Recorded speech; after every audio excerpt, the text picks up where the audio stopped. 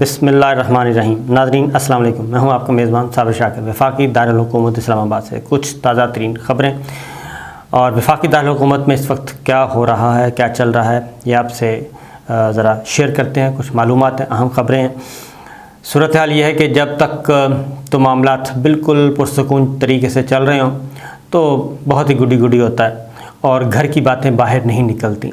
और अगर मियाँ बीवी के ताल्लुकात और वालिदैन और औलाद के ताल्लुकात बहुत अच्छे हैं, भाइयों के ताल्लुकात बहुत अच्छे हैं, तो फिर छोटी मोटी लड़ाइयाँ अंदर ही होती रहती हैं और वो बाहर नहीं निकलती।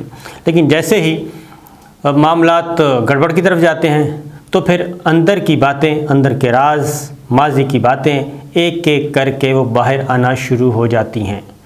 जो तो समझदार लोग हैं वो तो इस तरह की बातें लड़ाई होने के बाद भी बाहर नहीं लाते और अपने मामलात को अंदर ही रखते हैं। क्योंकि अगर आपने किसी के साथ सफ़र किया है, किसी के साथ लेन देन किया है और किसी के साथ कोई पार्टनरशिप की है, तो फिर खूबियाँ खामियाँ अपनी जगह और निभा ना हो सके तो उसके बाद फिर बीच बाज़ार में एक दूसरे का पेट नहीं नंगा करना चाहिए। लेकिन अब ये हो रहा है और यही चीज़ें रियासती उमूर में होती हैं, हुकूमती उमूर में भी यही कुछ होता है। जो बुनियादी तौर पे मोहल्लों में और छोटे मोहल्लों में बातें होती हैं, जो दाई के तनूर पे लड़ाइयाँ होती हैं, एग्जैक्ट वही ऊपर आके फिर रियासती उमूर में भी एटीट्यूड वही होता है, वही इंसान होते हैं।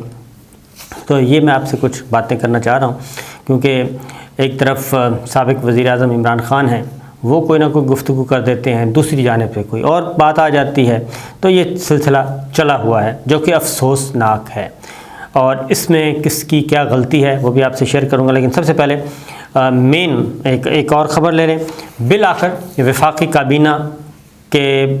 काबीना पे भी इत्तेफाक हो गया है और कल हलफ उठाना था, लेकिन अब वफाकी काबीना आज हलफ उठाएगी और वफाकी काबीना की तश्कील के बारे में रात गए एक इस्लामाबाद के 5 सितारी होटल में पीपल्स पार्टी और मुस्लिम लीग नवाज़ की तवील बैठक हुई और उसमें बिल आखिर वजारतों को फ़ाइनल किया गया।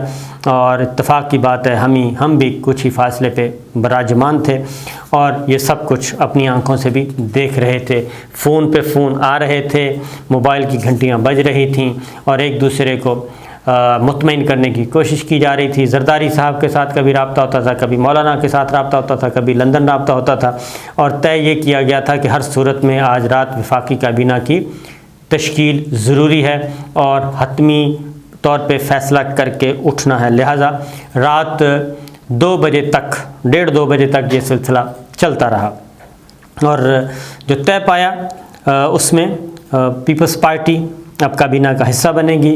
अपनी शराइत मनवा ली गई और खुर्शीद शाह साहब, नवीद कमर साहब, शेरी रहमान साहिबा, कादिर पटेल, शाजिया मरी साहिबा, मुर्तज़ा महमूद, साजिद तूरी, एहसान मज़ारी, आबद भाई, फ़खर ज़मान कारा, हिना रब्बानी खर, मुस्तफ़ा नवाज़ खोखर पाकिस्तान पीपल्स पार्टी की तरफ से मैदान में उतरेंगे और JUI की तरफ से मुफ्ती अब्दुल तलहा महमूद और मौलाना असद साहब तशरीफ़ लाएंगे और फिर MQM के तरफ से भी 2 वज़ीर अमीनुल हक साहब और फैसल सब्ज़वारी साहब तशरीफ़ लाएंगे और उसके साथ साथ इसरार तरीन साहब, शाहजैन बुगटी, तारिक बशीर चीमा साहब भी काबीना में शामिल होंगे।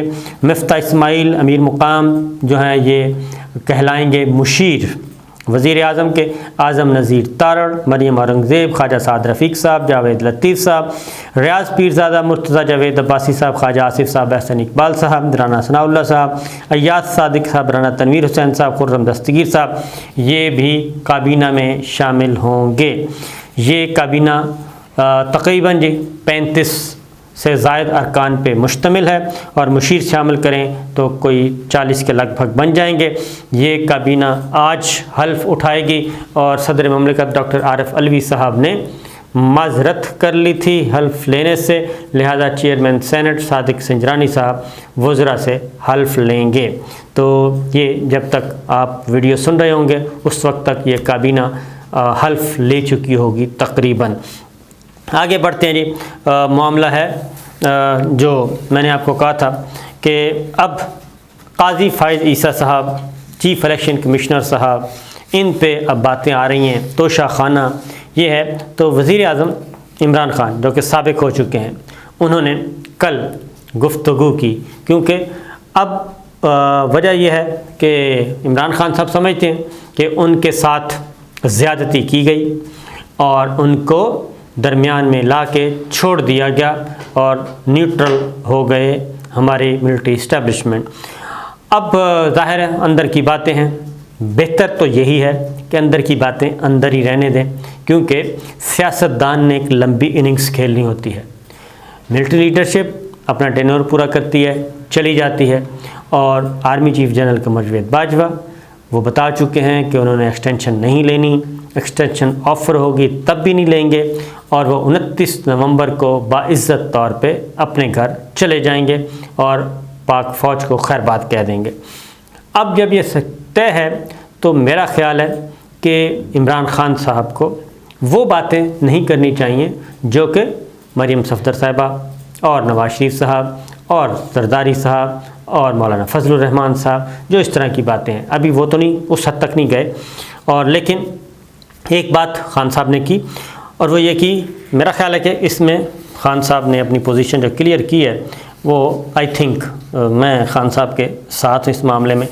उन्होंने एक बात की, उन्होंने कहा जस्टिस काजी फ़ाइज़ ईसा साहब का जो रेफरेंस भेजने का फ़ैसला था वो हमारा नहीं था, और वो उन्होंने उनसे ये गलती हुई, क्योंकि उन्होंने कहा कि ये लॉ मिनिस्टर फ़रोग़ नसीम साहब जो हैं वो लेके आए थे और उन्होंने ही ये रेफरेंस फ़ाइल करने का कहा था, और उस पे इमरान ख़ान साहब ने कहा कि ये उनका फ़ैसला था। तो मैंने आपको कहा था कि ये यहाँ पे एक पॉज़ दे दिया था उन्होंने, और उससे आगे नहीं बढ़े थे। अब फ़रोग़ नसीम साहब, ज़ाहिर है अब फ़रोग़ नसीम साहब, ये बात दुरुस्त है कि फ़रोग़ नसीम साहब इस रेफरेंस को आखिरी हद तक गए थे कि किसी भी तरीके से इसमें जस्टिस काजी फ़ाइज़ ईसा साहब को सज़ा हो जाए और वो जस्टिस के मनसब पर फाइज़ ना रह सकें, और उन्होंने लॉ मिनिस्ट्री से इस्तीफ़ा भी दिया एज़ मिनिस्टर। इस्तीफ़ा दे के वापस आर्गूमेंट्स किए, और आर्गूमेंट्स दे के फिर वापस लॉ मिनिस्टर बन गए, और फिर दोबारा आना पड़ा था। अभी ये सोचा ही जा रहा था, तो जो फ़ैसला आया फिर कुछ शायद रिव्यू वगैरह, तो जस्टिस काजी फ़ाइज़ ईसा साहब के ख़िलाफ़ रेफरेंस का मामला शुरू हुआ था जब उन्होंने फैज़ाबाद धरने पे जजमेंट दी थी, वहाँ से शुरू हुआ था, और उसमें कुछ मिलिट्री ऑफिशल्स के नाम थे, और उस पे ये सिलसिला तनाज़ा शुरू हुआ था। उसके बाद उनके ख़िलाफ़ जो भी है उनके बारे में कुछ आया, बैरून मुल्क जो रेफरेंस फ़ाइल किया गया, लेकिन इमरान ख़ान साहब ने अब ये कहा है, कह दिया, अब आ गए लॉ मिनिस्टर उस वक्त के फ़रोग़ नसीम साहब, वो मैदान में आए और उन्होंने ये बात की कि पाकिस्तान की, उन्होंने कहा, मौजूदा जो सियासी सूरत हाल है इंतहाई जज्बाती है, मुंतशिर है और उतार चढ़ाव का शिकार है, और इसलिए उन्होंने कहा कि अपने प्यारे वतन की खातिर कशीदगी को कम रखने के लिए मैंने फ़ैसला किया है कि मैं एक चीज़ वाज़ेह करूं, और वो चीज़ ये है कि हमारी बात, पहली बात ये है, उन्होंने कहा कि हमारी अदलिया इमरान ख़ान के ख़िलाफ़ नहीं है। अब ये फ़रोग़ नसीम साहब ने पता नहीं क्यों अदलिया की तरफ से ये बात की है, और ख़ान साहब ने भी कोई ऐसी बात नहीं की थी, लेकिन बहरहाल उन्होंने कहा जी हमारी अदलिया इमरान ख़ान के ख़िलाफ़ नहीं है। दूसरी बात उन्होंने कहा कि मैंने जस्टिस फ़ाइज़ ईसा के ख़िलाफ़ कभी कोई ज़ाती रंजिश नहीं रखी, और जो कुछ हुआ इसके बावजूद मैं अब भी उनके ख़िलाफ़ कोई ज़ाती रंजिश नहीं रखता, फ़रोग़ नसीम साहब ने कहा। फिर उन्होंने कहा कि जस्टिस ईसा से मुतालिक समरीज़ बहुत हसास थीं, ऐसी समरियाँ कभी भी आगे नहीं बढ़ती और इन पर कोई काम नहीं किया जाता जब तक कि वज़ीर आज़म और सदर की तरफ से उन्हें पेशगी क्लियर ना कर दिया जाए। फ़रोग़ नसीम साहब ने यह भी कहा कि इस मामले में वज़ीर आज़म एसेट रिकवरी यूनिट के पास दस्तयाब मवाद पर गौर करते हुए समरी या रेफरेंस भेजने पर इसरार कर रहे थे। एसेट रिकवरी यूनिट वज़ीर आज़म ने कायम किया था और बराह रास्त इनके मतहत काम करता था, और मज़ीद उन्होंने कहा कि तबसरे और हकूक़ के लिए मैं अपनी राय महफूज रखता हूँ। और फिर एक और बात भी उन्होंने की फ़रोग़ नसीम साहब ने कि वज़ीर कानून के तौर पर मेरे 3 अदवार मुश्किल रहे, और सबको वाज़ेह तौर पर समझना चाहिए कि मैं आम तौर पर तहम्मुल और सवाबदीद का मुज़ाहरा करता हूँ, और यकीनन मेरी शख्सियत का हिस्सा है, समझने में कोई गलती ना करें। मेरे पास किसी भ्रम को दूर करने और रिकॉर्ड को दुरुस्त करने की पूरी सलाहियत है। अगर ज़रूरत हुई तो पूरी शिद्दत और दुरुस्तगी के साथ मजबूत तरीके से ऐसा किया जाएगा। अब ये वो जवाब दे रहे थे वज़ीर आज़म इमरान ख़ान साबिक जो हैं उनके मामले में। और वज़ीर कानून ने जस्टिस काजी फ़ाइज़ ईसा के मुख्तलिफ़ फ्लैट्स और असासों पर ब्रीफ़ किया था वज़ीर आज़म को। तो ये ब्रीफिंग्स होती रहीं। अब काजी फ़ाइज़ ईसा साहब को अदालत जो है वो बरी ज़िम्मा करार दे चुकी है, उनके ख़िलाफ़ रेफरेंस को कलअदम करार दे चुकी है, उनके ख़िलाफ़ तहकीकात को भी बंद कर चुकी है और उन तहकीकात को जो FBI ने की हैं वो कहीं और भी इस्तेमाल नहीं हो सकती। ये मामला है। अब जस्टिस फ़ाइज़ ईसा के मामले पर जो फ़रोग़ नसीम ने बयान दिया तो फ़वाद चौधरी साहब ने मज़ीद रिकॉर्ड दुरुस्त किया और वो आए वज़ीर आज़म इमरान ख़ान की हिमायत में, अपने वज़ीर आज़म की हिमायत में आए और उन्होंने कहा कि ये जो वज़ीर आज़म इमरान ख़ान ने, साबिक़ वज़ीर आज़म ने जो स्टेटमेंट दी है, फ़वाद चौधरी साहब ने कहा कि वो दुरुस्त है जस्टिस काजी फ़ाइज़ ईसा साहब के मामले में। और उन्होंने एक ट्वीट किया और उन्होंने कहा कि फ़रोग़ नसीम बतौर वफाकी वज़ीर कानून आपको ज़िम्मेदारी लेनी चाहिए। हकीकत यह है कि तमाम मामला आपने खड़ा किया था। ये अब दोनों काबीना के, इमरान ख़ान काबीना के दोनों वज़ीर आमने सामने और इमरान ख़ान को सच साबित कर रहे हैं फ़वाद चौधरी साहब। उन्होंने कहा फ़रोग़ नसीम बतौर वज़ीर कानून आपको ज़िम्मेदारी लेनी चाहिए।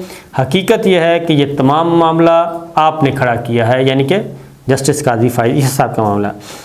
उन्होंने कहा कि मैंने काबीना में कहा था कि जजिस के ख़िलाफ़ रेफरेंस भेजना हुकूमत का काम नहीं है। इल्ज़ामात के सबूत हैं तो बार एसोसिएशन रेफरेंस फ़ाइल करे। फ़वाद चौधरी ने कहा कि फ़रोग़ नसीम आपके इसरार पर रेफरेंस भेजा गया। साबिक़ वज़ीर आज़म इमरान ख़ान ने जो गुफ्तगू की, ये उनका वो जवाब दे रहे थे। और इस तरीके से फ़वाद चौधरी साहब भी इस मैदान में आ गए हैं और उन्होंने फ़रोग़ नसीम साहब को काउंटर किया है। तो मैं ये कहता हूँ कि चीज़ें अगर अंदर हैं तो अंदर ही रहने दें। और उसकी वजह यह है कि इस मामले में मेरी जो मालूमात हैं वो यही है कि इमरान ख़ान और फ़वाद चौधरी साहब की राय दुरुस्त है और इसमें अपोज़ किया गया था, काबीना के लोगों ने अपोज़ किया था, लेकिन लॉ मिनिस्टर जो हैं उन्होंने ये इसरार किया था, लिहाजा यहीं तक ही हमें रहना चाहिए। और बाकी मैं यही कहूँगा कि इस लड़ाई को बढ़ना नहीं चाहिए। ये लड़ाई अगर बढ़ेगी तो फिर किसी की जो इज़्ज़त है वो हर फरीक की इज़्ज़त जो है उसमें आएगी, वो डैमेज होगी, मैं इतना ही कहूँगा।